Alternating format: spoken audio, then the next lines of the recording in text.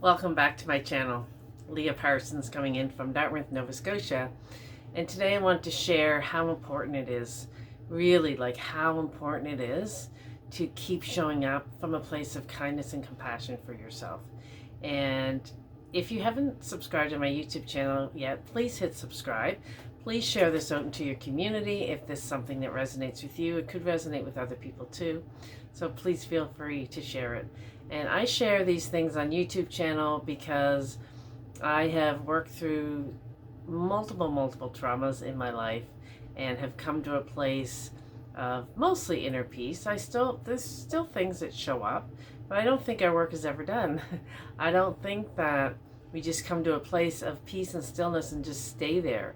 What I do believe is that we incorporate things that help us heal on a really deep level, so that when our tendency to do certain behaviors or our mind tends to pull us in certain directions, it starts to reroute pretty quickly instead of taking the path of least resistance where it might have before because of years of conditioning of how we are interpreting the world. So those neural pathways getting pretty solidified, and then creating the new neural pathways with this deep healing.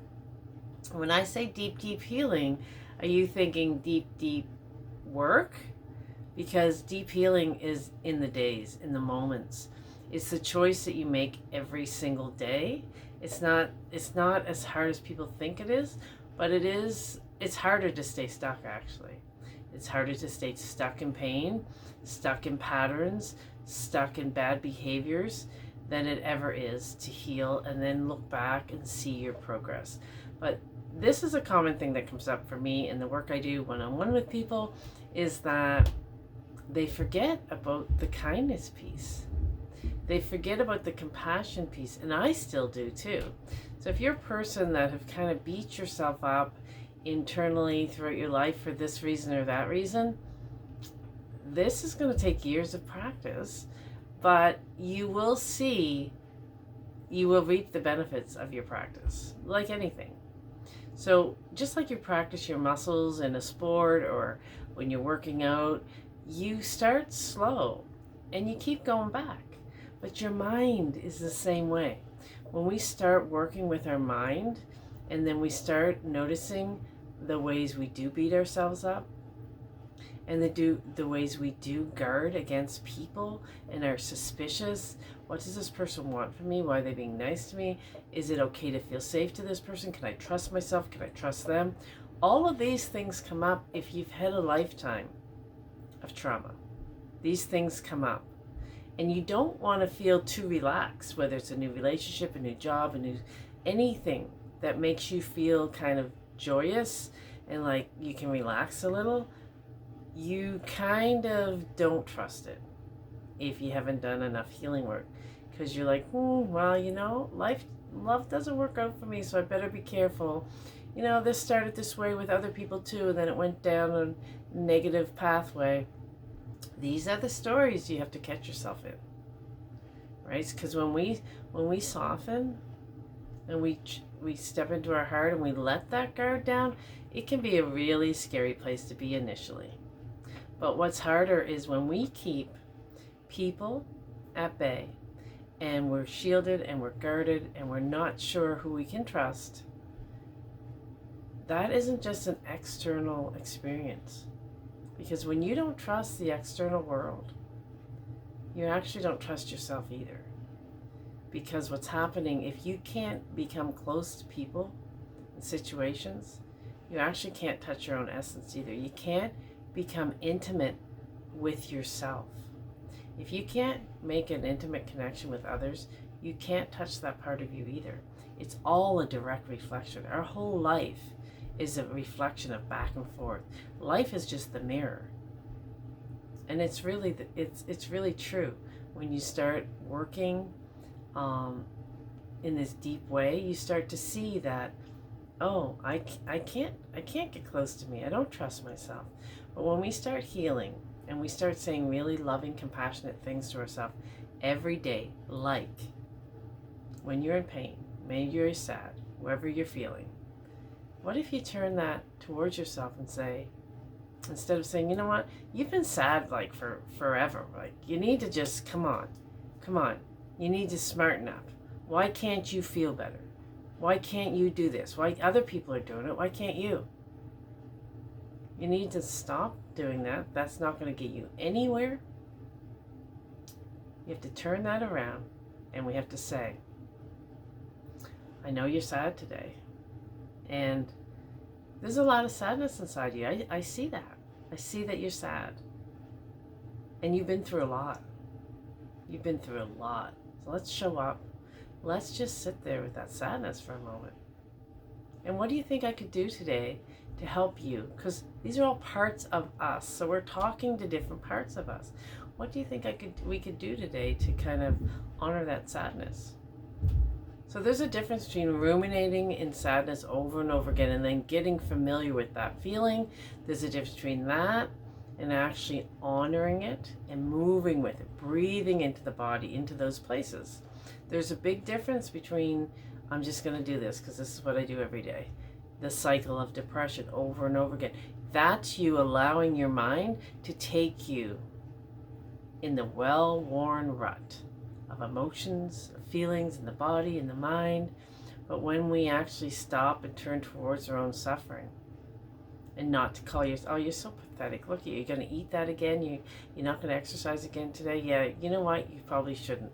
You're just so sad. This is how your life is. You're sad.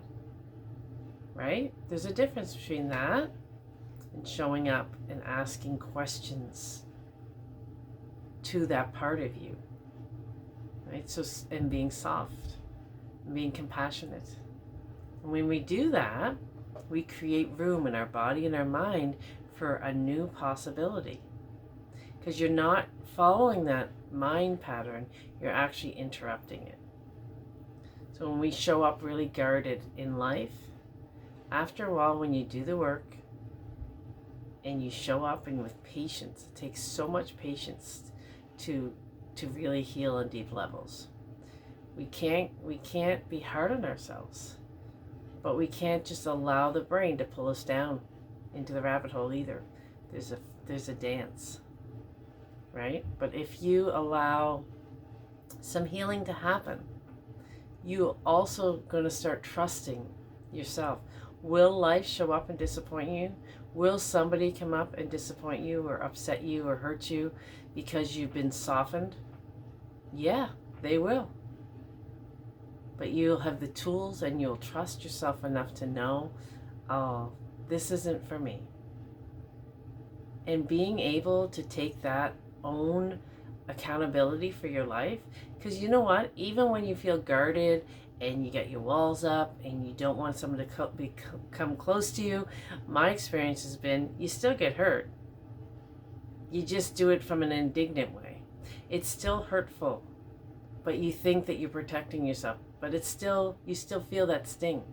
But you can feel the sting in a softer way if you trust that you know what to do next. If you trust your own intuition of where your life is heading and who's going to be in your life. So these are important tools we have to soften. And I know I showed up in such a state of like my whole body was activated for so long that I thought it was me. That I was just edgy, I was activated, I was like, couldn't trust the world and people were out to get me and life wasn't going to work out for me because it just doesn't work out for me. All of those things were just lies, but I thought it was a way that I was protecting myself. But you're not protecting yourself that way. You're actually depriving yourself of living a life more fully. You're actually keeping away from your beautiful essence, your softness, and you're keeping people away from you too. And that's just no way to live. I understand why you would come to that conclusion. I came to that conclusion pretty early on in life, but you're still going to get hurt. But you can get hurt and learn and keep loving. You can be hurt and close down again and again, crack it open, close it down, crack it open, close it down, and be bitter and angry at life. I decided to choose breaking my heart wide open, which I did, thankfully, thank you, Ritea, breaking my heart wide open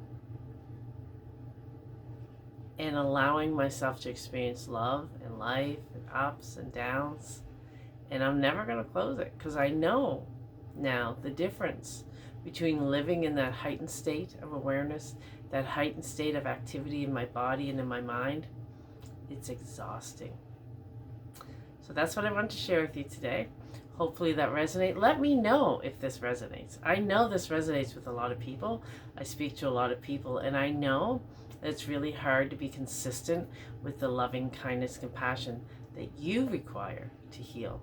Because I can still, now and then, I'll find myself getting upset with myself, getting impatient with my healing, and then I soften. And then I turn inwards. Then I ask questions. And I greet myself with love. But I still have a tendency to want to, like, okay, enough of that already. Or the other one, where there's a pull. It wants to take me, pulling me. So there is a dance there. And we must find our dance. We must find our spot that works for us. So thank you for sharing. Again, you can share this into your community. Please hit subscribe, and I will be back again next week. Thanks for watching.